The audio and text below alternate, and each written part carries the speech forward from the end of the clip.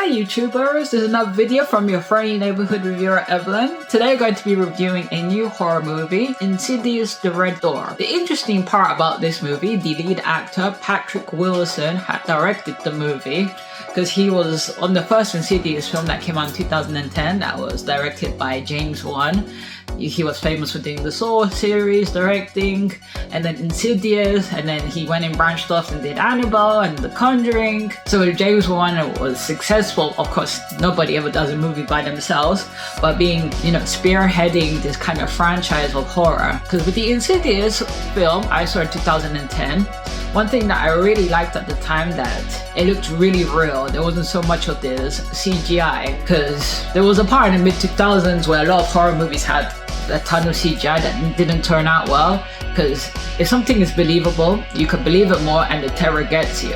But if something looks obviously computer generated, it's fake, so it doesn't scare you that much. So the interesting part, I remember when Insidious 1 and 2 came out, Patrick Wilson was asked in an interview whether he would continue to play the character, but after Insidious 2 went and closed up the ghost that was haunting the Lambert family, Patrick Wilson did say that the story of Josh Lambert is closed. So it was interesting when I saw the trailer. To me, it wasn't that much promotion going on about the film, that the trailer kind of showed what was the consequences after Insidious 2. Because a quick brief summary from film 1 and 2. So in number 1, the Lambert family moved into a new house, like Patrick Wilson and his wife, played by Rose Byrne, and they had their 3 kids, Dalton, Foster, and then the little girl, can't remember her name, she's not that really featured. And even in the new one, you only see her, 3 minutes that she pops in and out, the youngest child. So they move into a new house, and then Dalton, the eldest son at the time, who was like 10, gets into an accident in which a supernatural creature, takes him down, ends up in the coma. And through film number 1, we end up finding out that Dalton and Josh Lambert, they're psychics for, let's not be around the bush, that they can have the ability to astral project, in which we find out in number 1 that Josh's mom knew about that and contacted the psychic Elise.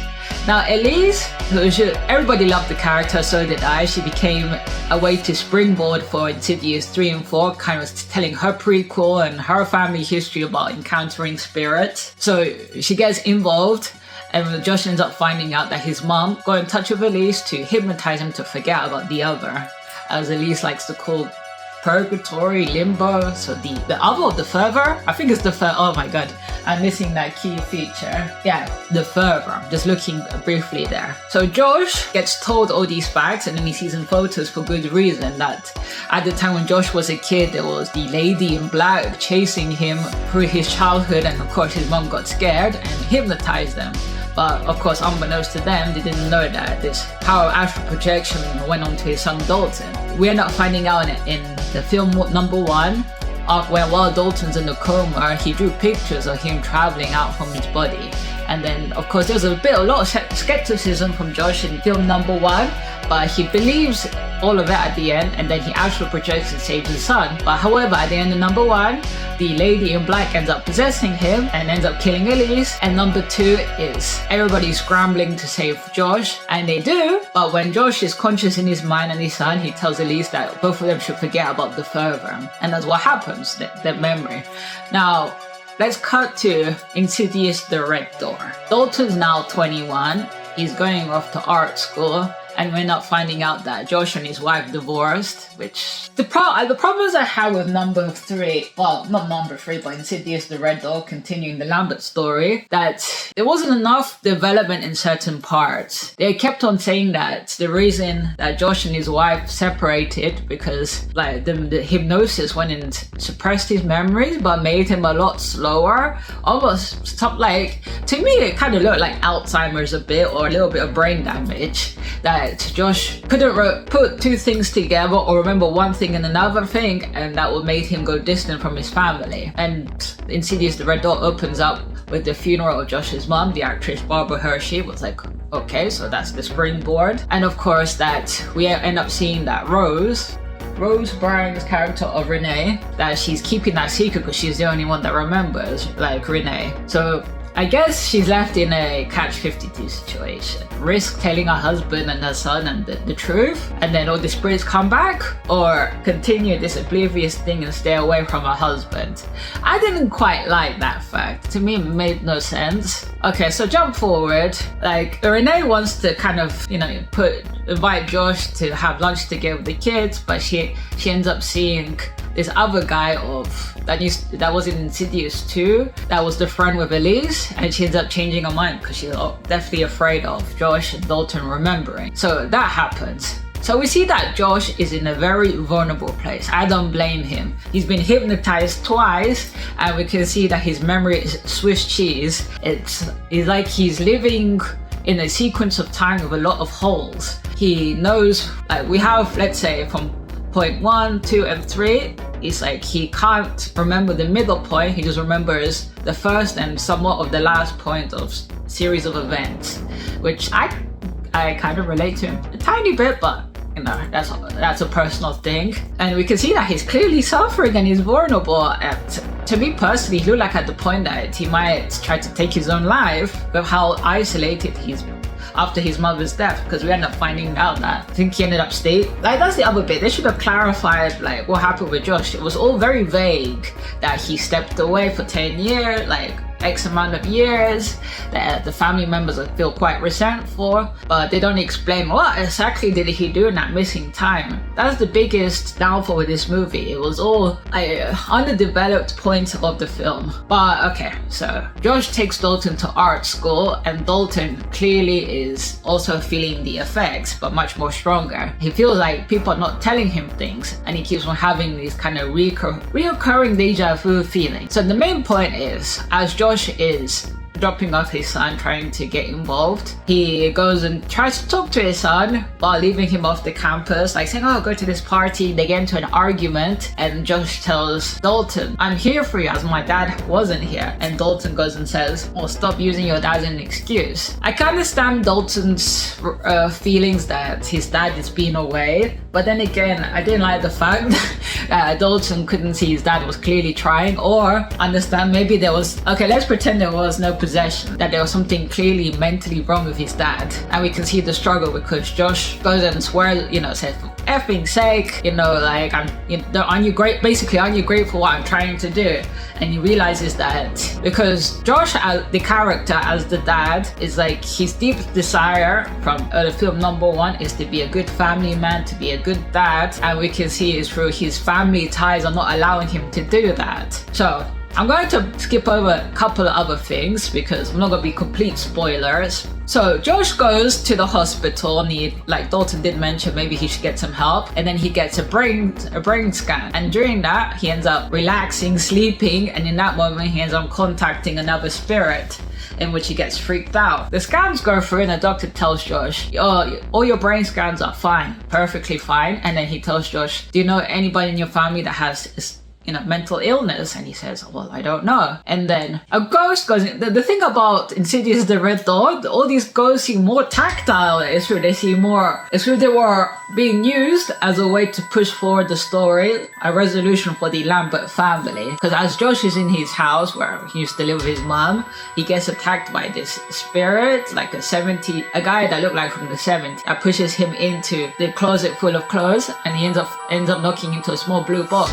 And the box says, I think it was Billy Burton, ends up finding pictures of his dad, and then he goes and looks and finds a letter, and he finds out his dad was in a psychiatric hospital in which his mother went and had him committed. And it wasn't in a bad sense, of course. Like he went through reading the hospital files, that they diagnosed him with schizophrenia, his dad, and then he claimed about astral projection. And then we see the connection where Josh inherited the psychic abilities. So, and on the top of that, Dalton's memories get reawakened because he ends up finding out that he can also astral project. And then we get a secondary character of the one that roomed in with Josh without them knowing, but she ended up rooming with some girls. That she becomes Josh's friend to help being of support for him finding out what really happened in his childhood. The other bit that I found really strange, that there wasn't that much interactions between Josh and Dalton. There was physical, like in the living world. We only got the beginning and then we get the end, and the middle part is where Dalton gets all his memories reawoken by the famous, even in Wikipedia they call the guy the lipstick face demon, and the actor I guess is Joseph Bizarro. I guess he's a composer but doubles up as the monster, which okay, whatever. And the lipstick face demon entraps Dalton in the fervor, ends up possessing his body, ends up almost killing Dalton's female friend. Cut away, Josh goes back to Renee's house and he tells Renee, I need to know what's going on with myself. Am I just crazy? And then Josh gives Renee a letter that his dad left saying that all of this ends with me. And Renee's saying to Josh, you're great, Dad, trying to reassure him, and then she finally has to admit the truth to him. And clearly Josh is not happy that Renee held something like that, but Renee was like, you agreed to this as well. And she said that was part of the reason that the way it was understood to me, that she couldn't hack it anymore, having to kind of lie, in the sense keep this secret, and also try to tell her kids, because in film 2, Josh, while possessed, tried to kill his family, well, the spirit inside of him, and she was like, how can I explain to my kids that it was your face, your body, the one that tried to kill us, even though I knew you, it wasn't you was possessed. And in that moment, I think there was a weird phone call. No, first Dalton tells his other brother Foster about his memories, and even Foster remembers what happened in number 2. And then he goes into where he sees both his parents, and he shows a picture that Josh had painted, the memory of his dad with a hammer and then the red door. And that's when Josh knows that not Josh, but Renee sees the, I can't remember what it's called, the pendulum thing, the thing that goes like the name is lost on me. It's like Renee already knows. She already knows the cheat sheet. And Josh relaxes with the pendulum thing, ends up finding Dalton. Dalton, at first, we see him, he's chained by the ankle by the lipstick face demon. And Dalton is freaked out that Josh is going to kill him, but Josh says, that wasn't me, it was another ghost. And there's, that typical thing where Josh, again, ends up saving Dalton, and Dalton now remembers everything, and he happens to wake up. But however, in that moment, I thought Josh was gonna die in the fervor, because they went and closed the red door, but the demons were coming out. And then when all hope is lost, we see that Dalton, that bit there's no connection, because Dalton went and drew the painting. I guess since he's the medium, let's say like a shaman, he realizes that he needs to paint out the picture he did of the painting of the red door with black paint as to close kind of like that connection. And as he's doing that, he ends up saving his dad, because in the fervor we see that the door disappears and Josh is alone. I think he tries calling out his dad, but there was no sign of him. So Josh was thinking, oh Jesus, I'm stuck here, until his dad appears to give him back the lantern. The lantern as a tool or a symbolism of being the light to guide you the way back. And there wasn't any interaction of Billy talking to his son Josh. It was more like the dad's spirit smiled at him and disappeared, and like, oh Jesus, whoa.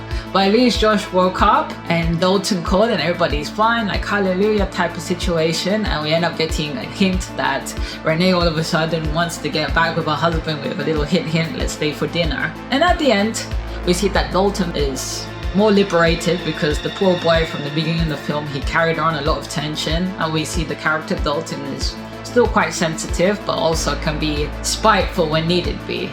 At the end, we see that Dalton painted a picture of the memory he had of him and his dad in the fervor, and Josh comes into Dalton's room and says, I finally made it on the wall, and they have a hug and embrace, and they reconciled there.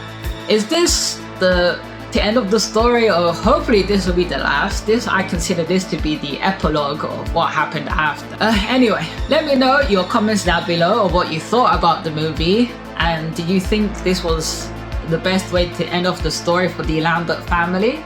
And to any new viewers, I really appreciate if you can hit the subscribe button. And as I leave you always, stay safe